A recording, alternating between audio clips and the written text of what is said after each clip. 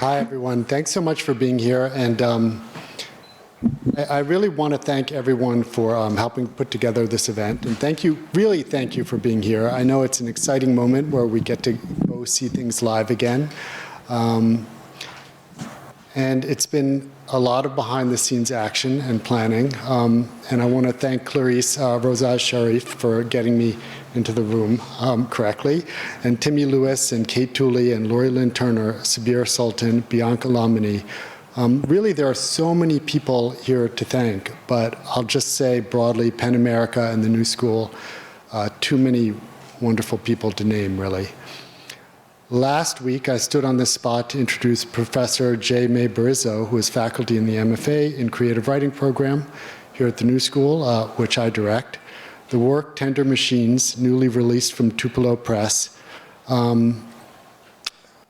spans, a sequence of poems spans the decades since 9/11 and considers poetry in our lives in micro and macro terms, the places we inhabit and the places we leave behind, the people we love and the people we lose.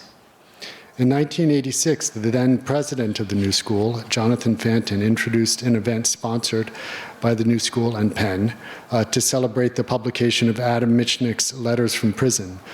Michnik, who had been granted an honorary degree from the New School, phoned his participation from Poland. He had, only a few months before, been released from prison, where he wrote, "There's no hatred in what I'm saying, only concern. I speak to you as a free man, but from prison." Our challenges at the moment, here at the New School and here in New York City and here in the United States and here everywhere, leave one very much feeling at times under a state of siege. But I'm grateful to have the great privilege to be with our guests and our audience tonight. PEN has been one of the organizations we most value, our friendship and shared commitments, and I thank them profoundly for our collaborations. Without further ado, I'd like to welcome PEN and to introduce how we become PEN World Voices Festival curator and poet Eloisa Amezcua, who will be talking with Javier Zamora, José Olivarez, and María Fernanda Ampuero about their recent works, Unexpected Moments, Hyphenated Americans, and the Margins of Capitalism. Thank you, everyone.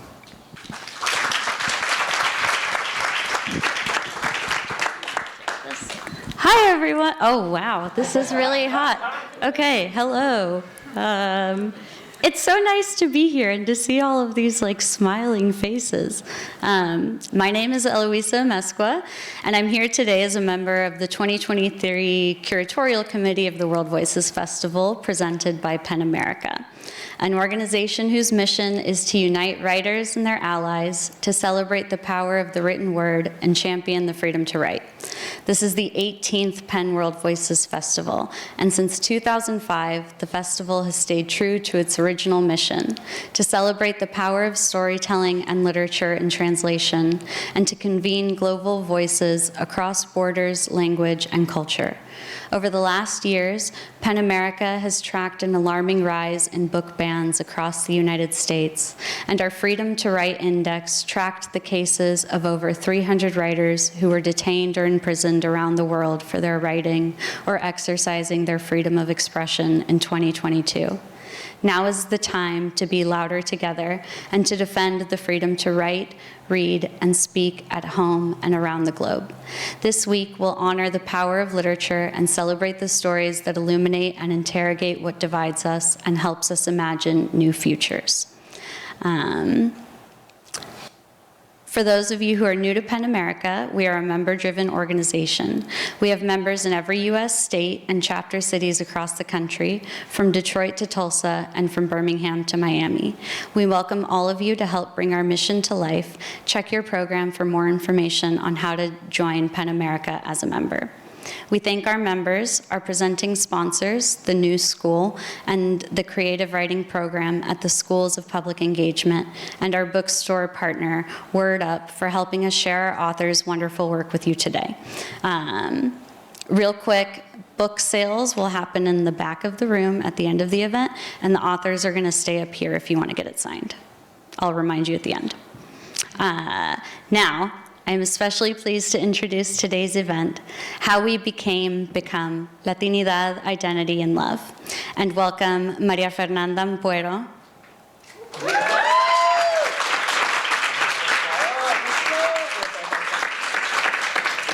José Olivarez, and Javier Zamora.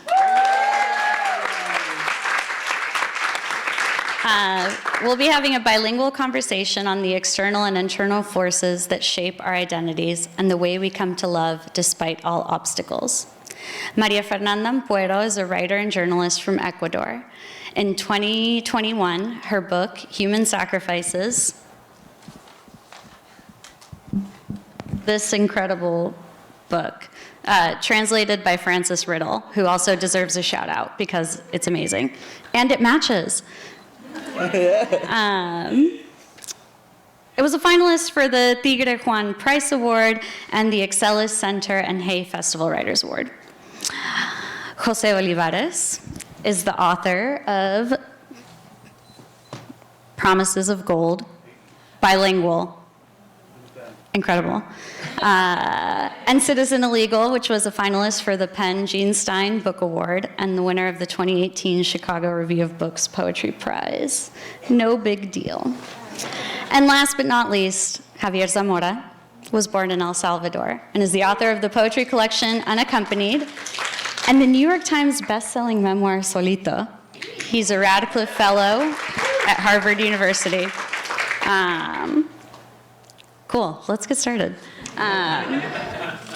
Anyways, just a quick show of the room. How many people in here speak Spanish or understand Spanish or have some sort of, that's incredible. Love this for us. So I wanted to bring these writers together, A, because I love their writing, B, because we're friends, but also because I think something that I found in all of these books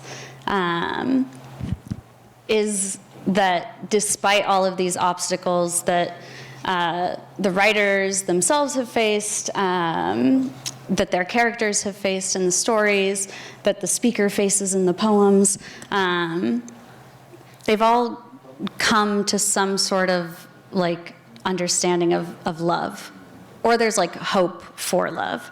And they're all books of radical resistance against the socio-political context that we find ourselves in, globally and personally, patriarchy, capitalism, and violence. And they're all powerful counterweights to narratives of white supremacy and hate. So I guess I'll start with you, Javier.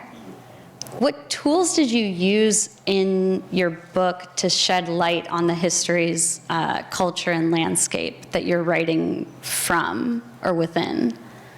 What tools? Yeah, like craft-wise, how did you, the book is written in a child's voice. I think that is the primary tool, which is voice. And I wanted to show in a subtle way how we all learn all the fucked upness that is also part of being Latino or like of Latinidad. And from a kid, I included some passages about, the I word. We all know like indio, which is like a negative thing that we have to unpack. And we learn terms like that when we're young, and they become normal. And I included them as a way to like self-critique, because we are taught these things from a very young age. Also, hate speech and patriarchy, sexism, all of the fucked upness that we carry into adulthood, we all learned from a very small age. And shifting the narrative not as an all-knowing adult, but as a very naive kid, I wanted to show how easy it is to believe the norm and how easy it has become for all of us, because we all aren't born cognizant. You know, we all don't take ethnic studies or like gender studies, you know. Sadly, it would be great if we did. But we have to unlearn what we learned from a very small age. And I guess that became the tool that I wanted to use to showcase. Yeah. And Jose, so much of your book is, there's like a self-awareness of what has been learned while also reaching towards an unlearning. And so how did you balance those two? How did I balance those two? I think, yeah, I mean, I think you kind of answered it in the question. You have, for me, it's important to have a self-awareness and to kind of understand all of the different ways that our political realities are kind of pressing on us at any given moment. For me, in writing the poems, I was drawn to these really small, intimate moments, particularly between family members, where all of these different nuances would reveal themselves, whether they were power dynamics or gender roles or things like that. You know, they don't announce themselves necessarily, but in the way that someone speaks to someone, it's there, right? It's present in the texture of the language. And then in terms of like balancing it with trying to reach towards something else, I think part of that is from my work as someone that visits a lot of high schools and colleges and interacts with young people. And those young people often, you know, what they want to talk to me more than anything usually is about like their relationships with their dads. They're like, yeah, we have questions about ethnicity and race and language, but you know, we have history to help us understand that a little bit, but why won't my dad talk to me, you know? And I'll be like, yo, I wish I had an answer. I would stop writing probably. So, you know, those conversations made me wonder about what it might look like to start reaching towards more emotional language that maybe I didn't always get a chance to see when I was younger and growing up. It reminds me of, in one of your poems, you say the most Mexican thing about me is I drink with men who don't say anything about how they're feeling until we're drunk and almost crying, which I think is... Yeah, it's unfortunate, but it's like one of my core memories. Like my dad is a very stoic person 90% of the time. But then when we would have house parties towards the end of the night, when we were sent up to our room to like, you know, go to sleep, first of all, we couldn't go to sleep because the party kept going. You know, it'd be like 3 or 4 in the morning and these dudes would still be downstairs.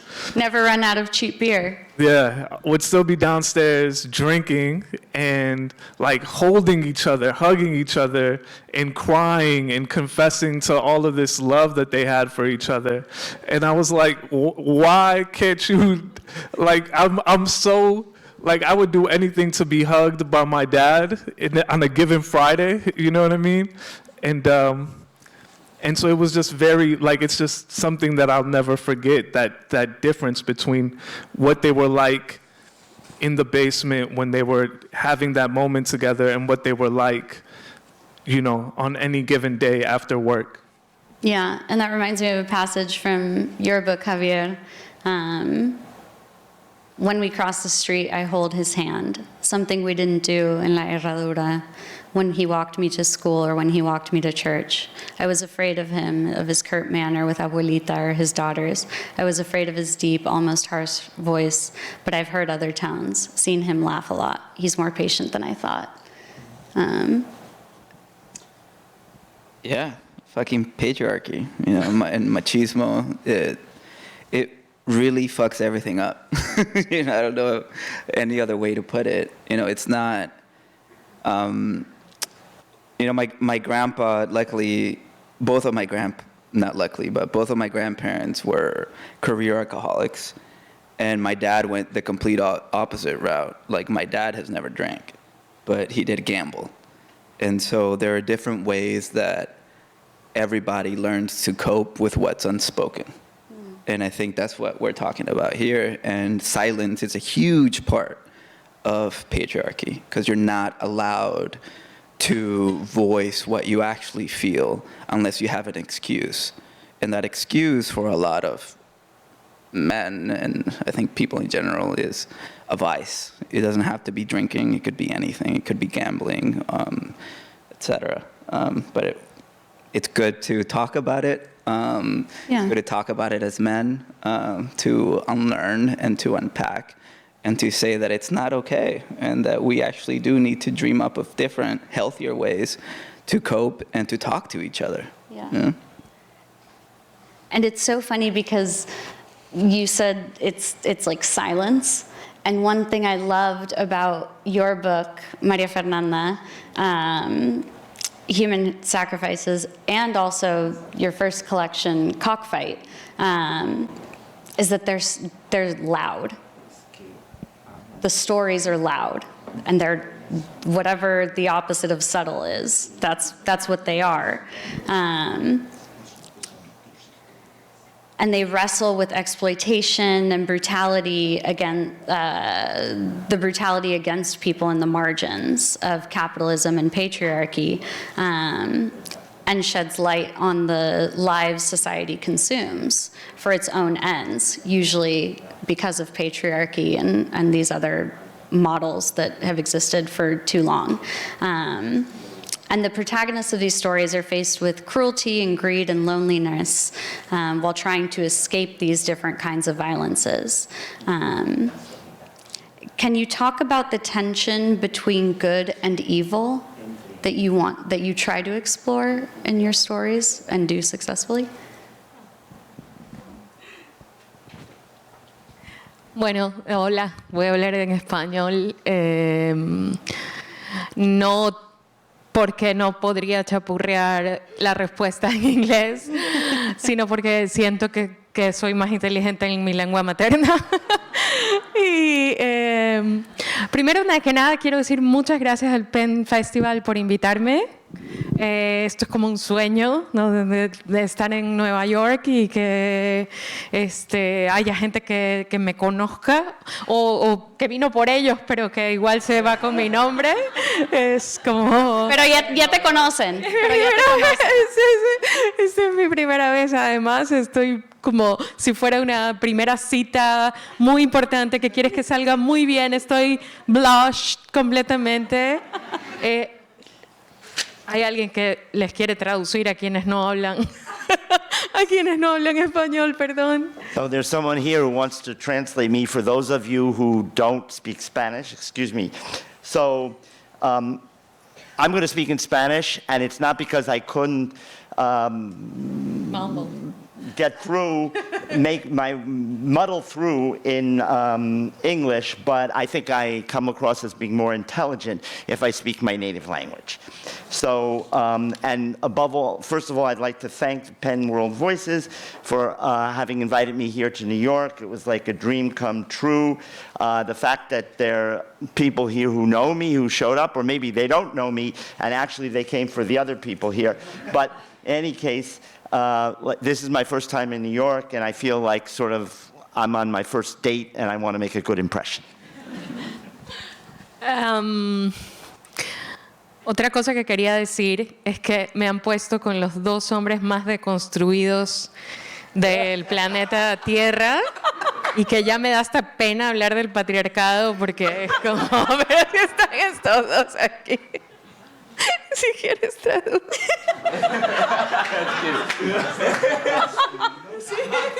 Another thing that I wanted to add is that I'm with the two most reconstructed... Deconstructed men.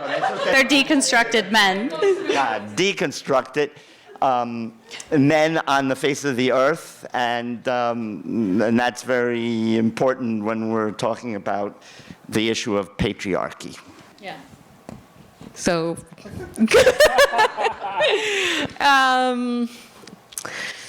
well, I think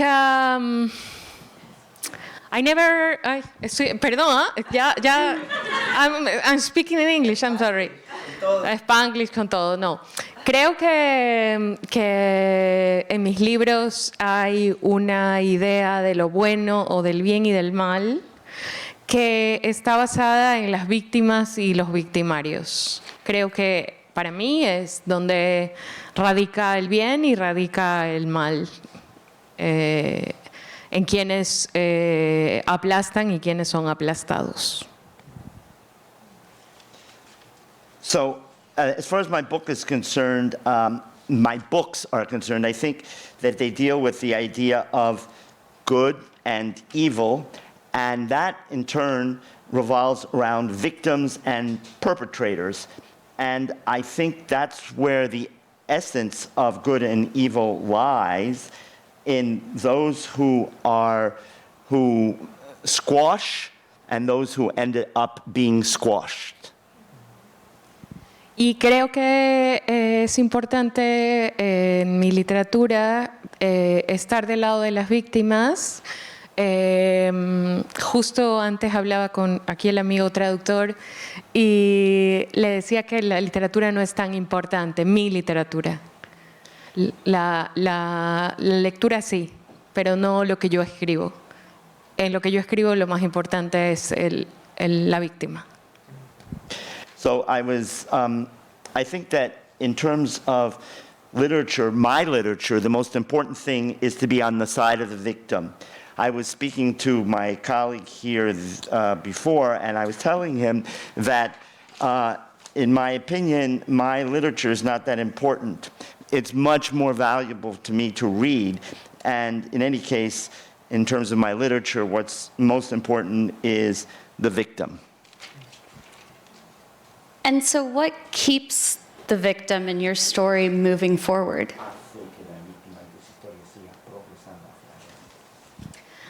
Lo mismo que hizo que tus padres vinieran, lo mismo que hizo que tus padres vinieran, lo mismo que hizo que tus padres vinieran y que los padres de muchos de ustedes, hablo en género neutro, no sé si en inglés esto se entiende, pero me es importante que las personas no binarias se sientan incluidas en mi palabra y es como un compromiso.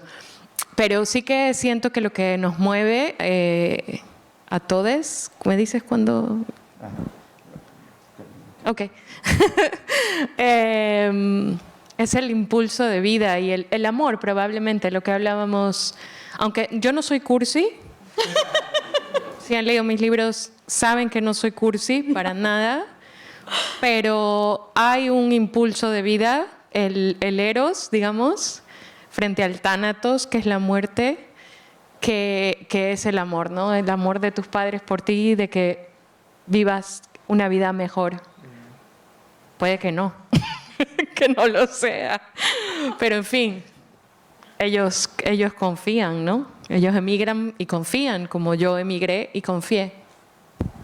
So, I think that what moves us forward is this impulse to live and to love.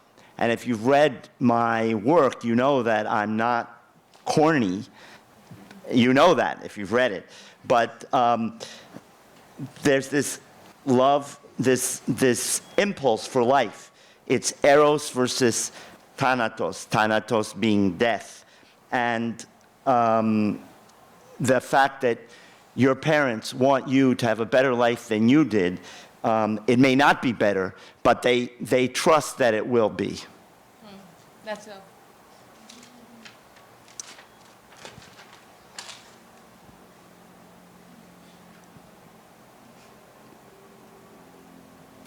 For all three of you, how, despite all the obstacles, do we come to love? Because I think all of your books come to love, whether fiction or memoir or poetry.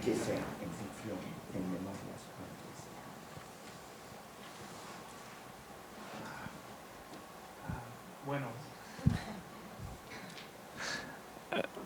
voy a empezar en español y luego a lo mejor me termino en inglés, que para mí es más fácil pensar y hablar inglés, pero a mí tanto me encanta que muchos de ustedes hablen español, que quiero estar aquí con ustedes. ¿Cómo llegamos al amor? Para mí es importante hacer el intento de llegar a imaginar un mundo diferente. How do we traverse the obstacles placed in front of us and land at love? For me, it's important to recognize, to try and imagine different possibilities, because so much of what we are told is, impossible to tear down is in fact constructed, right? And if it was constructed, then it's something that was imagined. And if it was imagined, then that means that there are other possibilities. Just because we organize our lives in such a manner that places, capital above the lives and working circumstances of us and our loved ones doesn't mean that our lives have to be organized that way, right? And so for me, writing poetry is an attempt to try and imagine what those other possibilities might be, and at least make the attempt to reach towards those other possibilities, even if some of those attempts will fail.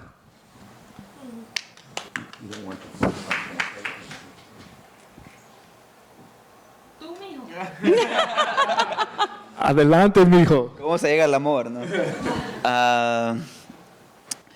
Para mí, creo que el trauma, ¿no? Yo soy un niño que mi papá me dejó cuando yo tenía 1 año y eso como que no me afectó mucho.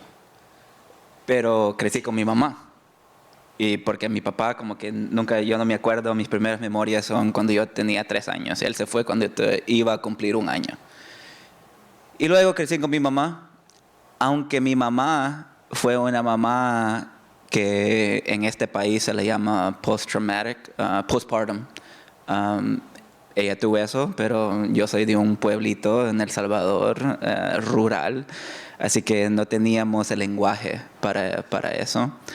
Así, aunque ella me pegó, y en El Salvador decimos me dio mucha riata, yo todavía la quería.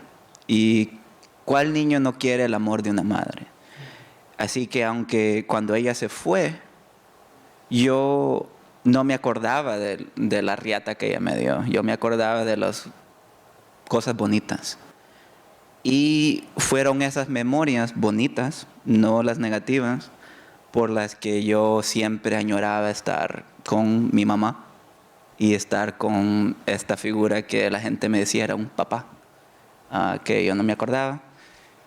Y esa fue la fuerza por la cual yo de niño, que uno de niño no sabe muchas cosas, y yo no sabía el peligro de lo que era cruzar tres fronteras, 3 países, pero yo lo que sí sabía y lo que todavía sé, aunque no soy padre, es el amor de un hijo para un padre y el amor de un padre hacia un hijo, aunque las cosas son complicadas, ¿no? Siempre son complicadas porque no nadie es solo bueno, no nadie es completamente malo, ¿no? Para eso es la literatura, que todo es un espectro, ¿no? Pero hasta todo espectro no es todo total. No, el 100% no existe. ¿Okay? Así que es una cosa muy compleja. Y ahora en inglés. A ver si me acuerdo. Puedes inventar. Pero me entendieron, ¿no? Sí. Así que, let's see. I think for me, how you arrive at love on my own personal journey is trauma. My dad left and fled a country when I was 1 year old. My first memories when I was 3 years old on my birthday. And so to me, his absence wasn't really that big a deal. I had my grandpa, which was a complicated father figure as well, but I had my grandma, I had my mom. And my mom, even though, in this country we would call it postpartum, and even though we lived across the street from a clinic, we didn't have that language. And in our countries, I will say in El Salvador, we still don't have that fucking language, and which would be very crucial if we did. But because we didn't have that language, violence is very normalized. But even in that violence, as a little kid, I knew that I loved my mom. And when she left, I missed her, even though it was complicated. But I missed her, and when you remember things, you always usually remember the good things first. So I didn't remember her beating the shit out of me, but I remember her hugs, I remember her kisses, and so I yearned for that. And it is that love that gave me hope. And hope is very crucial when you're in a life and death situation, like it is crossing 3 borders. And I think it's also how you arrive at trying to understand these complicated figures. In writing, you would call them characters. And because I truly believe that no one is completely bad. No, there is no 100%. Everything's a spectrum. Even, being straight doesn't exist. And there's no totality. And if you understand that, then we can begin to really understand why individuals and the humans, the adults around us, do things. And once you begin to understand it, at the heart of it, for me and my own story, is the love, either as a son, as a friend, or as a writer. I think love is the engine that it takes a little bit more time and a shit ton of therapy to get at and to truly understand. And it just propels you forward.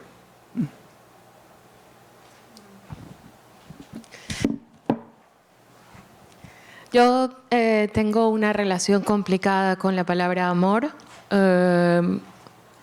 porque para las niñas el objetivo de nuestras vidas, no sé las niñas de ahora, pero las de mi generación, el objetivo de su vida era encontrar el amor, el príncipe azul, y que te rescatara de estar dormida, o sea, en plan muerta en vida, ¿no?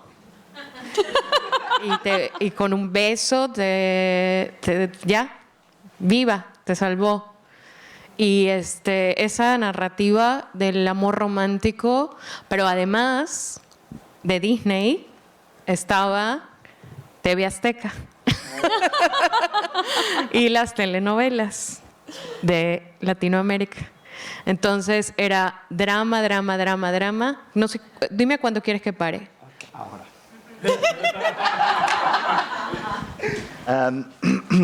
So I have a rather complicated relationship with the term love, because I would say for girls of my generation, the main objective of our lives was to grow up and find a Prince Charming who would wake us up from a state of sort of somnolescence while we were half dead.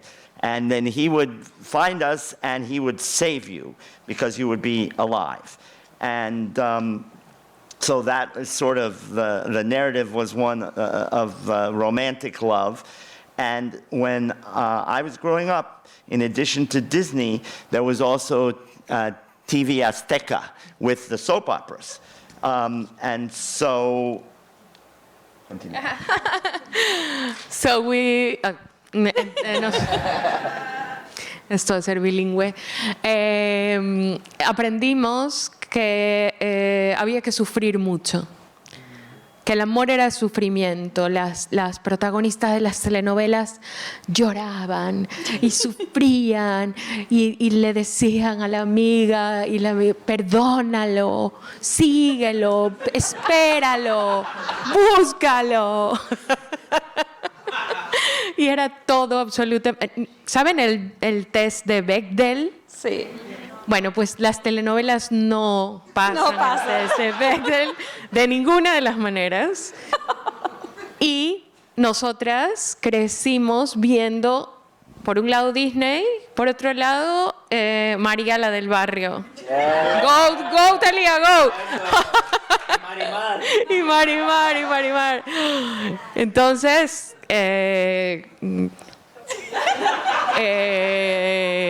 So we learned when I was growing up that love meant suffering badly. Love meant when the main characters in the soap operas would pour out their souls to their friends, the friends would say, pardon him, follow him, keep after him. And, you know, if you heard of the Bechdel test, well, these soap operas wouldn't pass it. And so we grew up watching Disney, but also we watched soap operas like María, la del barrio, or Marimar. Y el tema es que en el trasfondo de la búsqueda del amor y de que esta persona te encuentre y te elija estaba la belleza. Ese es el problema, más allá de muchos otros problemas. Pero el problema es que el estereotipo tanto de Disney como de las actrices... A ver, Thalía, you know Thalía? Sí. People speak English, you know Thalía? Okay, well... Thalía era la chica pobre que salía de la miseria, manchada la cara, la mujer más bella y hegemónica, rubia, ojos verdes, ¿saben? Tipo como Cenicienta. Y no había modelos como yo en ese mundo. A las chicas como yo, que se veían como yo, nadie las buscaba, ni las salvaba, ni se enamoraba, ni las perseguía. No eran princesas. Las chicas que se veían como yo eran, pues, Úrsula. ¿Saben? Las malas, las malignas, las que buscaban destruir a la buena. Y entonces la búsqueda del amor se convertía en algo que no era para nosotras. Aunque lo deseábamos, pero no era para nosotras.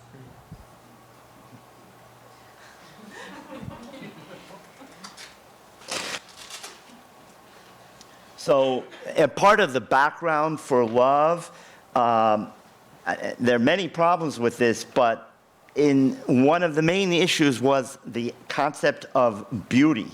And these actresses who played these roles, maybe you've heard of Thalía.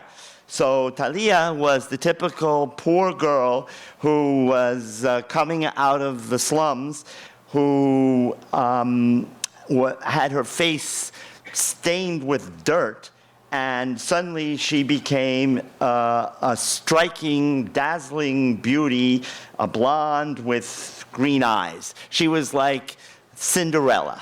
And the message to people like me was that was not for us.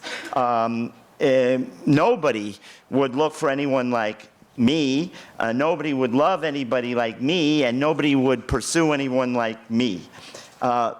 People like me were like Ursula. We were the evil people, the malignant ones, and we were the people who destroyed everything that was good. Entonces creo que el amor es la revolución. Creo que el amor es el feminismo y creo que el amor es pero el feminismo no TERF, por si acaso. ¿Perdón? ¿Qué? TERF, T-E-R-F. Creo que el feminismo revolucionario, anticolonialista y que viene desde abajo, no el feminismo blanco, sino el feminismo que viene desde las marrones, las inmigrantes, las indígenas, las afros, las queer, las mujeres trans, es el amor para mí, porque me ha enseñado que no importa cómo te veas, eres la ganadora del cuento. Eres la que va a ser la... Vivieron felices para siempre, no sabemos si en grupo, como amigas, o tú y tus gatos, como yo, o tú y tus parejas, mujeres, hombres, personas no binarias. Es decir, creo que para amar de verdad, primero hay que amarse, y eso es muy difícil sin revolución, sin esta revolución del feminismo que queremos, no sé cómo decirlo, el feminismo que acepta a todas y a todos y a todes.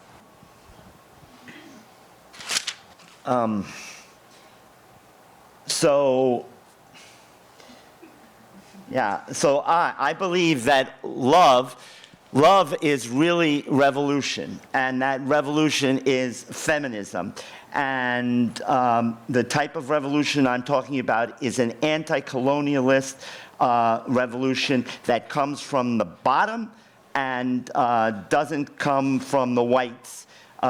It's a revolution that comes from the indigenous people, from the immigrants, from the queer community, from the trans community. And love, I think, that way, that type of revolution will bring us to the goal of living happily ever after.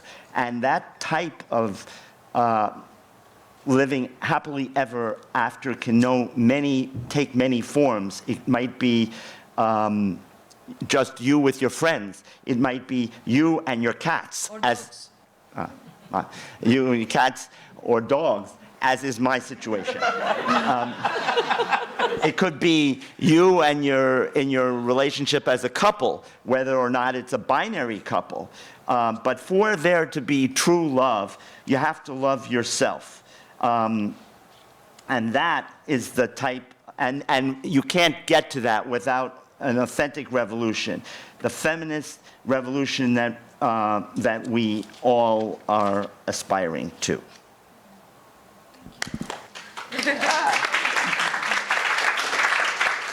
And so very quickly, each of the authors is going to read just a short passage, and then we might have time for a question or two. And quick reminder, you can buy books in the back and come back up to the front to get them signed. Who wants to go first? Who's ready? No one.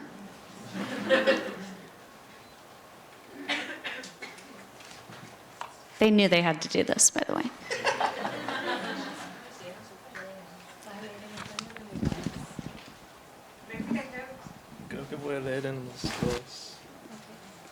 Okay, I'll read. I guess what you have to know is that I'm on a boat. Not like the SNL skit, but I am on a boat in the middle of the Pacific Ocean. And I'll just read one paragraph. And there are 3 boats, and I'm 9 with strangers trying to cross from Guatemala to Mexico. Okay. The moon paints the waves platinum. The moon and the stars reflect on the water like jellyfish. Large tentacles reaching toward Asia. The stars' reflections on the water like tortillas on a comal. The motors are louder than every other sound. Our noses feel like someone stuck 2 gasoline-dipped cotton balls in our nostrils. A few people have finally given in to sleep. They don't sit on the bench for fear of tipping over if there's a big wave. Instead, they're crunched up on the ground, wearing their backpacks to cushion the bumps.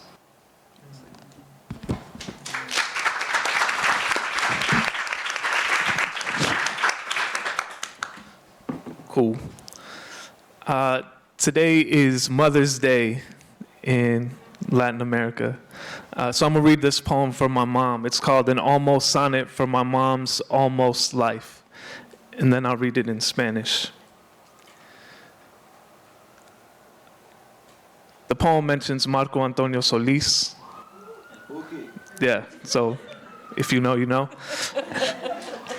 In the life where my mom never has kids, she doesn't mourn. She spends her 20s following Marco Antonio Solís show to show, hands up in surrender, in praise to a different God than the one she spends Sundays kneeling to now. I love imagining her like this. Her name, Maria Maria, a name the men curse to the heavens, from Guadalajara to Oaxaca, holy name of the mother, reborn a mother to none. She babies herself, and maybe some lucky men, but only for a minute. Oh, I know my mom would protest. She would be bored without her family and God. My brothers blasting rap music in the basement, smoke reddening their eyes. Do our bellies of joy give joy to our maker? Reader, I am a parent to nothing, not even a plant. All I know is those Saturday mornings I've shared a coffee with my mom while love songs play on the radio, and she stirs her coffee with their eyes closed, dreaming of a life where her smiles are her own and only her own.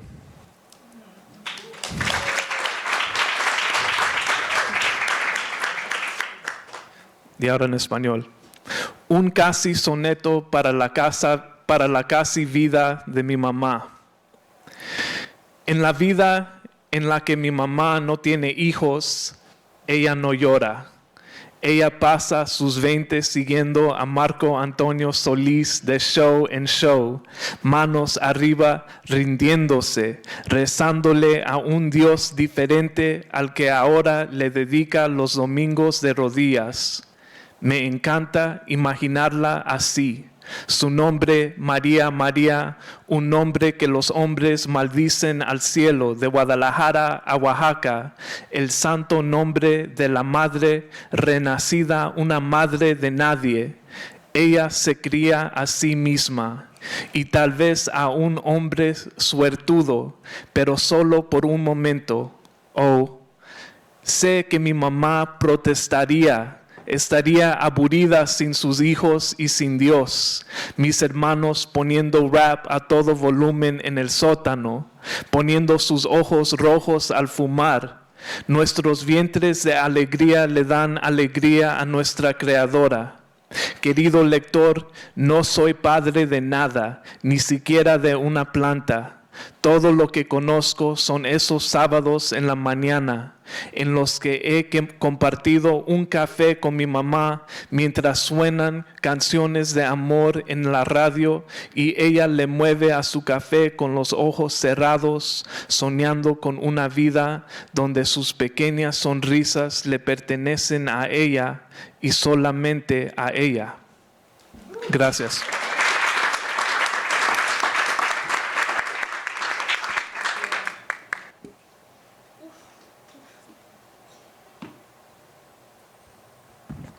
Son buenísimos ambos. Wow. Bueno, gracias. Voy a leer de mi libro, que por cierto pueden comprar en inglés, pero de la versión en español, el cuento Freaks, que dice así. Lo puedes leer si quieres.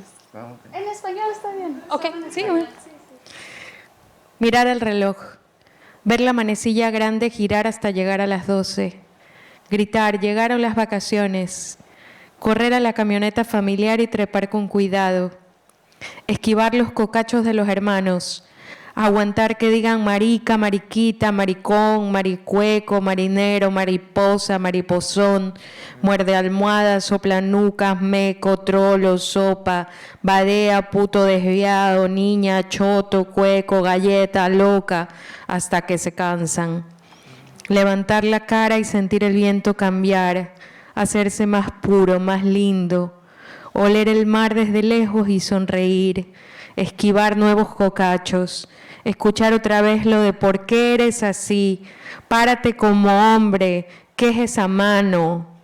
Abrazar a la abuela, comer el pescado recién muerto con el ojo aún brillante, correr a la playa, correr como un perro, correr y correr con todo lo que dan las piernas, lanzarse al agua, dar grititos de alegría, bañarse en la espuma, sumergirse a lo más profundo, aguantar la respiración tanto que parece que el aire ya no es necesario. Bajar y bajar, tocar las estrellas de mar, los corales, las tortugas marinas que pastan como vaquitas acorazadas, rogar por un rato más en el agua antes de volver a casa, resignarse, secarse, comer, hacer la siesta, despertar colorado de sol y calor, visitar el pueblo con su circo y su mercado, entrar a una de las carpas y ver por primera vez al cabezón, arrugar la nariz del espanto de la mierda, cubrirse la boca con el pañuelo, aguantar la náusea que sube el pescado sin digerir hasta el pecho y llena los ojos de lágrimas, mirar al cabezón, mirarlo bien, ser mirado por él. Preguntar qué le pasa a ese niño, por qué tienen a ese niño entre los chanchos y la porquería de los chanchos, dónde están los padres de ese niño, agarrar la mano de mamá con miedo, bajar los ojos ante la mirada del cabezón, volver a subirlos para encontrarlo llorando, extendiendo los bracitos a la gente que lo mira, controlar la arcada cuando un chancho primero lisquea al cabezón y luego se hace caca casi sobre él, espantar las moscas y los moscardones, escuchar a mamá decir pobrecito y a papá decir qué bestia y a los hermanos decir puto asco ese monstruo, insistir que hay que ayudarlo, llamar a la policía, llevárselo de ahí, gritar, entender que nadie, ninguno de los adultos que mira con asco al cabezón y se tapa la nariz con la mano va a hacer nada. Ocultar las lágrimas al ver que el cabezón, después de llorar y berrear, dormita con su pulgar mugriento metido en la boca. Rabiar por ser demasiado joven para meterse en la porqueriza, levantarlo en brazos, llevárselo primero a bañar y luego a comer. Negarse a irse, recibir un golpe en el hombro de uno de los hermanos y un empujón del otro. Volver a escuchar durante todo el camino a casa la retahíla que empieza con marica. Soñar que los chanchos se comen al cabezón, que el cabezón muerto le grita que por qué no hizo nada para ayudarlo, que lo persigue por la playa apenas sostenido por esas piernas ridículas al lado del tamaño de su cabeza. Un niño cangrejo. Despertar bañado en sudor y temblando. Esquivar a los hermanos que lanzan golpes y preguntan si la niña se asustó por una pesadilla. Verlos hacer una imitación de lo que ellos creen que es una niña asustada. Callar, levantarse al amanecer, ayudar a la abuela con el desayuno, recoger los huevos a pesar del vendaval de cacareos y plumas de las gallinas, agradecer las monedas de la abuela, desayunar mirando a cada uno de los miembros de la familia, ver el pan desaparecer en segundos en las mandíbulas de sus hermanos, ver la frente de papá siempre tan llena de arrugas detrás del periódico, ver la forma tan triste con la que mamá sostiene la taza, devolver la mirada a la abuela que sabe, que entiende, que le dice te quiero sin decir palabra, correr al pueblo, buscar al borracho que cuida la entrada del circo, poner las monedas de la abuela en esa palma mugrienta, temer esa sonrisa negra y viciosa, a esa lengua que asoma, a esa mano rápida que lo quiere tocar, entrar a la porqueriza donde duerme el cabezón, espantar a los chanchos que se alejan gruñendo, levantarlo en sus brazos, sorprenderse de lo poco que pesa, acercarlo a su cuerpo, sonreír, huir del borracho que le grita que qué hace con el monstruo, que si le quiere hacer alguna cosa tiene que pagar más. Salir otra vez al sol con el cabezón en brazos, como una madre orgullosa de su criatura. Alejarse del circo y del borracho que llama a gritos a los otros para que detengan al mariconcito que se está robando al cabezón. Correr hacia el acantilado susurrando que todo va a estar bien, que van a estar bien, que todo se va a acabar. Lo feo, los chanchos, las miradas asqueadas de la gente, los coscorrones, el miedo. Llegar a la cima con la gente del circo pisándole los talones, gritando, ¿qué haces, maricón estúpido? Mirar al cabezón que sonríe con su boca sin dientes y sus ojitos brillantes de pescado y que le dice sin hablar, hermano, hermano. Lanzarse al mar, sentir que durante la caída las piernas se juntan en una sola y que va creciendo, rápida y violenta, una cola que al chocar con el agua levanta una espuma iridiscente, cegadora de tan hermosa.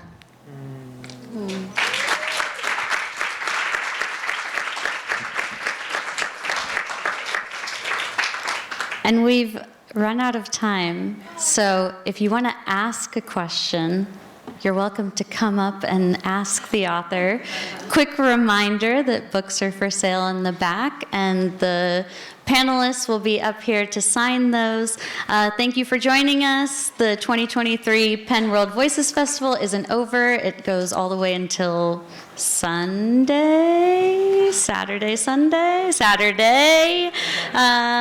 Be sure to follow at Penn World Voices and tag for social media. Thank you all. Muchísimas gracias.